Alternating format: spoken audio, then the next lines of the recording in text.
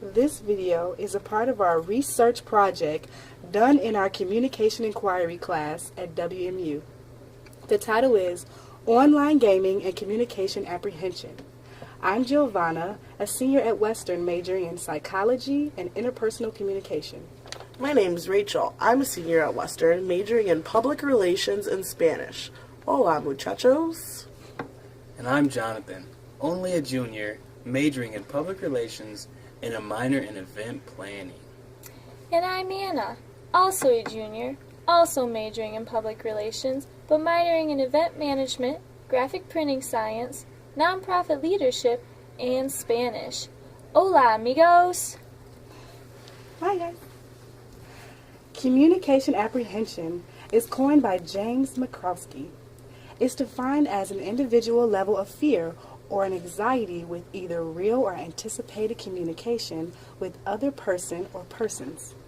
A real-life example would be action. Hey guys, what do you think about going to a movie? I want to see Catching Fire. Ooh, That one that's sounds good. Yeah, that sounds good. You guys think we should invite Giovanna? Definitely. Yeah. She's our friend. She is our friend. I'll go ask her. Hey Giovanna, we're gonna go to a movie and you wanna come with us? Yeah, no, I'm good. Oh, alright. Oh, hang on just a second. Hey guys, she said she didn't wanna come. What? She doesn't like us? No. I don't think she doesn't like us. Let me go ask again. Hey Giovanna, why don't you wanna go with us? Well, you know a secret? I do. I don't really do well with other people. Oh, you mean something like communication apprehension? Yeah, definitely like that. Oh, okay. Well, maybe another time just you and me can go somewhere. That sounds great. Alright, we'll see ya. Bye. Now, online gaming, what is that? It's defined as two or more people playing a game with the computer and competing with each other over the internet or in-house local network. Video games also allow players to compete within a simulated environment that takes them into a fantasy world. These worlds are called massively multiplayer online games. What are examples of those? Like Guild Wars, New EverQuest, and Lord of the Rings. Choo, choo, choo, choo. Yeah, gamers love that stuff. So, why do people participate in online games? There are three motives: social ability, achievement, and immersion. Well, what do those mean? Social ability is when players may find it easier to be social in the game.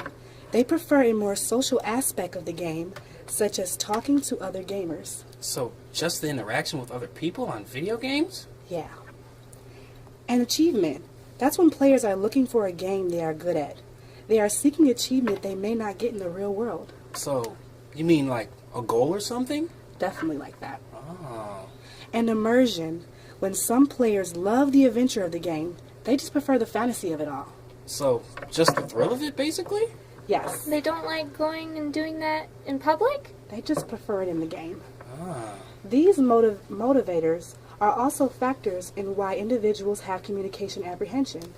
So we can hypothesize that the self-reported amount of online gameplay is positively related to communication apprehension. Now, on to Anna with the methods. Methods. First, we're going to start with the participants. With our participants, we recruited people via snowball effect on social media sites such as Facebook, Twitter, and other group sites. We asked the people, please take this survey and ask others to take it as well. We had 50 people participate in the survey. Unfortunately, we could only use 28 surveys due to the fact that only 28 people self-reported playing at least 1 hour of gameplay a week. So now to our procedure. With the procedure, we first created our hypothesis that you saw in earlier slides. We then came up with questions that we wanted to ask the participants to gain the information we wanted for our results. We made the survey in online Qualtrics, and then we administered it out to people through Facebook and Twitter. We then took the results from all the surveys. What kind of questions did you ask? Good question. The very first question on the survey is, how many hours of online gameplay do you participate in during a week? We then asked them to fill out a survey of a 20-item communication apprehension scale survey. Who was that done by? That was done by, originally, McCroskey, Scott, and Sheenham in 1978.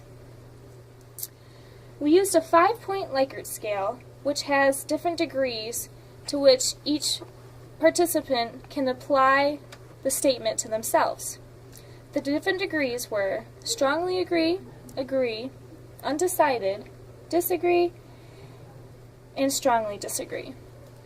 And they put these different degrees towards the statements like, I consider myself to be the silent type, or I'm afraid to speak up in conversations. Oh, that sounds a lot like Gia. It does, doesn't it? Mm-hmm. And with the results, we found that they were unreliable with a .332 Cronbach scale. And now, to the results to Rachel. Alright, guys. To test the hypothesis that there is a relationship between communication apprehension and the hours of self-reported online gameplay, a Pearson correlation test was conducted. Analysis revealed a negative relationship between communication apprehension and the hours of self-reported online gameplay. Thus, our hypothesis was not supported. Aww. Let's discuss this more with Jonathan. Okay, now Rachel. Although the motivators of online gameplay are common activators of communication apprehension, it doesn't mean that communication apprehension is activated more by users who participate in online gameplay.